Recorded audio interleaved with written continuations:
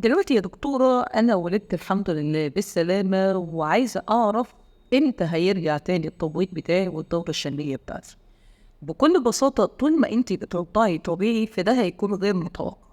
بعض الستات بتنزل ليهم دورة عند 40 وبعد كده طول فترة الرضاعة ما بتنزلش عليهم دورة، وبعض الستات ممكن تنزل عليهم دورة 40 وبعد كده تبدأ تنتظم عليهم، وبعض الستات ما بينزلش حتى عليهم دم 40. لكن لو انت مش بترضعي فمن المتوقع انه ما بين 6 اسابيع ل8 اسابيع بعد الولادة اللي هو شهر ونصف شهرين تقريبا تبدأ تنزل عليكي الدورة بتاعتك، وبعدين يبدأ ينتظم التبويض. ولان طول ما احنا بنرضع ما بنبقاش متوقعين امتى ممكن ترجع عليك الدورة، لانه ممكن تقعدي 3 4 شهور ما ينزلش عليك الدورة وفجأة تلاقي الدورة نزلت.